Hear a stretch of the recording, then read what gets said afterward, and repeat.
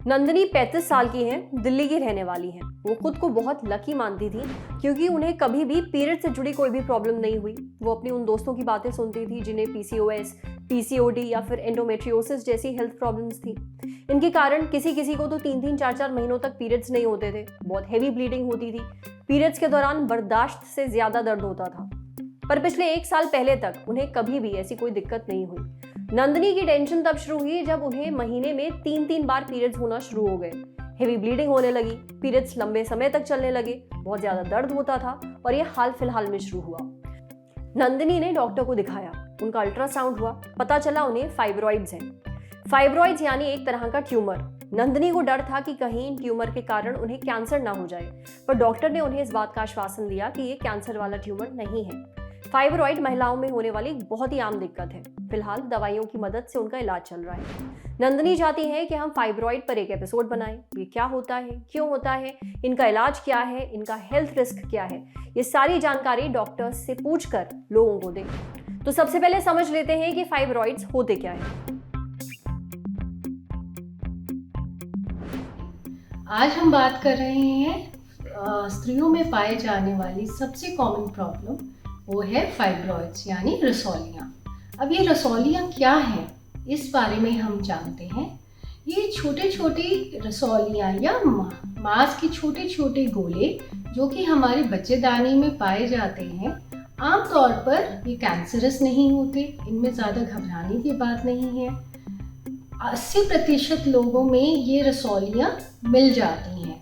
जैसे जैसे हमारी उम्र बढ़ती है, उम्र के एक पड़ाव आता है 40 साल की उम्र के बाद, जब ये रसौलियाँ 80% फीमेल्स में मिलेंगी। लेकिन ज़रूरी नहीं है कि हर फीमेल इसके सिम्टम शो करे। केवल 20 से 30% ही फीमेल्स हैं इनमें से जिनमें ये लक्षण मिलेंगे। जनरली फाइब्रॉइड्स या रसौलियाँ ये 3 टाइप की होती हैं।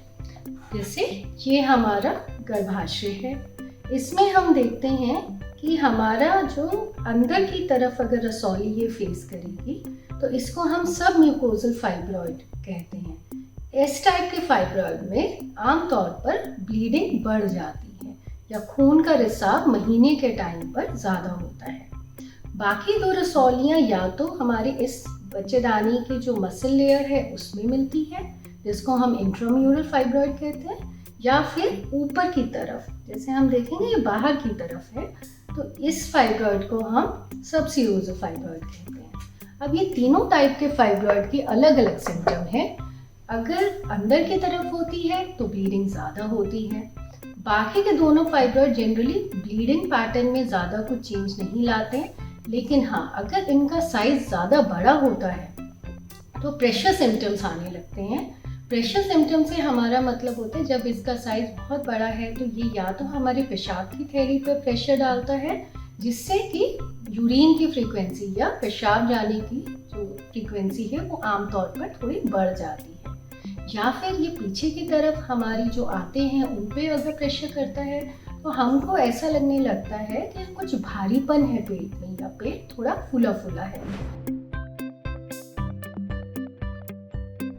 तो ऐसी किसी भी स्थिति में आप अपने गायनेकोलॉजिस्ट को जाके मिलिए। वो आपका एक अल्ट्रासाउंड कराएंगे जिसके थ्रू हमें पता चलेगा कि वो रसौलियाँ आपकी बॉडी में है या नहीं है।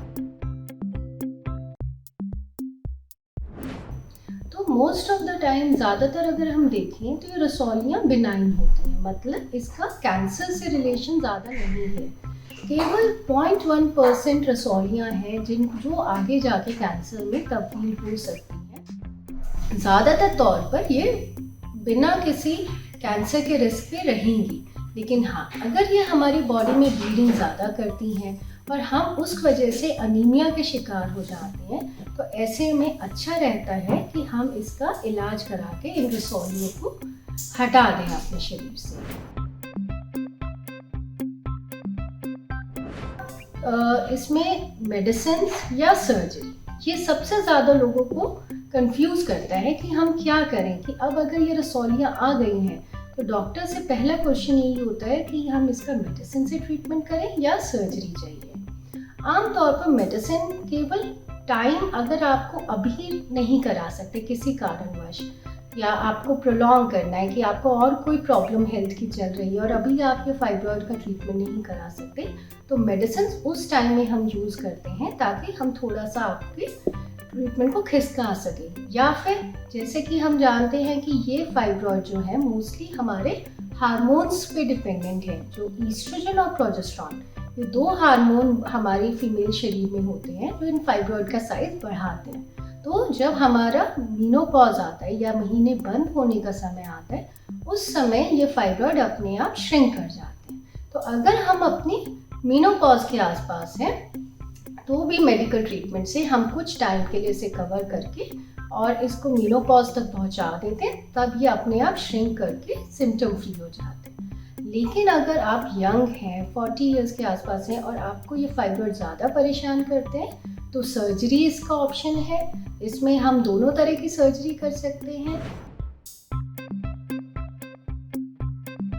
और बाकी प्रिकॉशन के लिए जनरली बहुत ज़्यादा प्रिकॉशन नहीं है, लेकिन हेल्दी डाइट, अनीमिया कवर करना एंड एक रेगुलर हेल्दी रूटीन फॉलो करना जिसमें कि एक्सरसाइजेस, वॉक्स, ये सब आप इंक्लूड करेंगे तो हेल्दी बॉडी में जनरली आपके सिम्टम्स कम आते हैं और आप उनको थोड़े टाइम के लिए अच्छे से प्रोलॉन्ग कर सकते हैं। तो ये प्रिकॉशन जनरली फाइब्रॉइड में और कुछ खास नहीं है।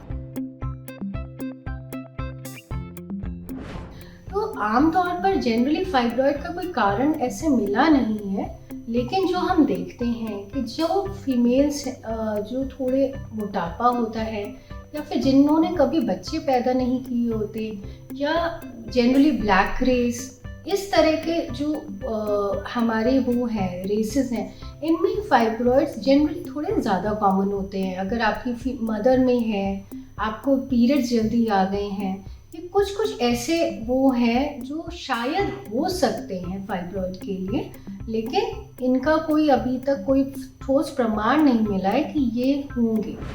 आपने डॉक्टर योगिता की बातें सुनी। अब अगर आपको फाइब्रॉइड की दिक्कत है तो डरने की ज़रूरत हरगिज़ नहीं है, ये बहुत ही कॉमन प्रॉब्लम है। फाइब्रॉइड का मतलब ये हरगिज़ नहीं है कि आपको कैंसर है। कई लोगों में तो इसके लक्षण तक नहीं दिखते। अगर आपको ज़्यादा लक्षण महसूस हो रहे हैं, ज़्यादा दिक्कत हो रही है, तो डॉक्टर से ज़रूर मिलें। दवाइयों से और सर्जरी की मदद से इसे ठीक किया जा सकता है। अब बढ़ते हैं सेहत के अगले सेगमेंट की तरफ। बात करते हैं फेफड़ों की एक बहुत ही खतरनाक बीमारी के बारे में, जिसका नाम है COPD। COPD यानी chronic obstructive pulmonary disease. Economic times में छपी खबर के मुताबिक हिंदुस्तान COPD के मामले में दुनिया की राजधानी है, यानी वर्ल्ड्स कैपिटल। हमारे देश में एड्स, TB, मलेरिया और डायबिटीज से जितनी मौतें होती हैं, उन सबको मिलाकर उनसे ज़्यादा COPD से होती है। इसके बारे में हमें और जानकारी दी डॉक्टर दीपक ने। ये एक ऐसी बीमारी है जिसे हम प्रिवेंट तो कर सकते हैं, लेकिन ये इरिवर्सिबल डैमेज करती है, यानी ये नुकसान कभी भी ठीक नहीं हो सकता। अगर कोई इंसान लंबे समय तक हानिकारक गैसेस के संपर्क में रहता है या स्मोक करता है, चिमनी या फिर चूल्हे पर लंबे समय तक काम करता है, तो ऐसे मरीजों में फेफड़ों तक सांस पहुंचाने वाली ट्यूब, जिसे हम ब्रोंकियल ट्यूब कहते हैं, वो डैमेज हो जाती है और उसमें सूजन आ जाती है, जिसके कारण फेफड़ों तक ऑक्सीजन नहीं पहुंचता है। इसी को COPD कहते हैं। लक्षण जो देखने में आते हैं वो हैं खांसी के साथ बलगम होता है, सांस लेने में तकलीफ होती है। ये बीमारी आमतौर पर साल भर लगातार बनी रहती है। अब साल में थोड़ा कम ज्यादा रहेगी, लेकिन बनी रहेगी। इलाज की बात करें तो इसमें इनहेलर थेरेपी दी जाएगी। पंप दिए जाते हैं। जो पंप दिए जाते हैं इसमें दवाई की मात्रा बहुत कम होती है, पर ये सीधे फेफड़े तक जाती है। इसके साइड इफेक्ट्स ना के बराबर होते हैं और एक्शन भी तुरंत होता है। COPD के मरीजों को इनहेलर्स लंबे समय तक लेना पड़ सकता है। क्योंकि ये बीमारी इरिवर्सिबल है, तो लंग्स को बचाने के लिए दवाइयाँ लेती रहनी पड़ेंगी। निमोनिया, फ्लू की वैक्सीन लेनी पड़ेगी। ये हर साल लगती हैं। न्यूमोकोकल वैक्सीन 65 साल के बाद लगती है, पर जिन लोगों के लंग्स डैमेज हो चुके हैं उन्हें डॉक्टर से संपर्क करके ये वैक्सीन लगवा लेनी चाहिए। समझे? अब बारी है सेहत के आखिरी सेगमेंट की, खुराक, एक झकास सी हेल्थ टिप। आज बात करेंगे ये फ्लेवोनॉइड्स क्या हैं, ये खाने की सलाह डॉक्टर्स क्यों देते हैं और खाने की किन चीजों में फ्लेवोनॉइड्स पाए जाते हैं।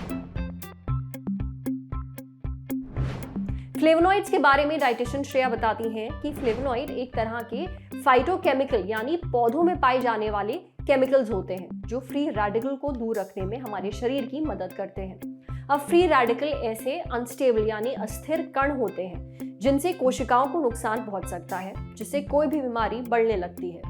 फ्लेवोनॉइड्स हमारे शरीर के फंक्शन को बढ़ा देते हैं और शरीर में रोजमर्रा बनने वाले टॉक्सिन्स को दूर करते हैं। फ्लेवोनॉइड्स के बारे में डाइटिशियन जेड.एम. पटेल बताती हैं कि ये दिल से जुड़ी बीमारियों, डायबिटीज, कैंसर, अल्जाइमर, डिमेंशिया जैसी याददाश्त से जुड़ी जो बीमारियां होती हैं उनसे बचाने में मददगार साबित हो सकता है। खाने पीने की किन चीज़ों में फ्लेवोनॉइड्स मिलता है?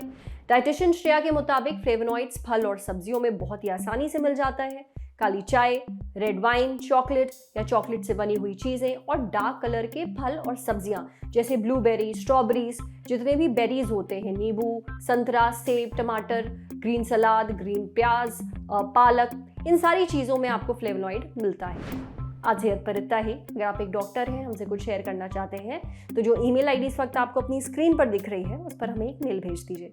ये वीडियो फेसबुक पर देख रहे हैं तो हमारे फेसबुक पेज को लाइक करिए, यूट्यूब पर देख रहे हैं तो हमारे चैनल को सब्सक्राइब करिए, बेल आइकन पर जरूर क्लिक कर दीजिए ताकि जब भी हम कोई नया वीडियो अपलोड करें तो उसका नोटिफिकेशन आप तक सबसे पहले पहुंचे। शुक्रिया।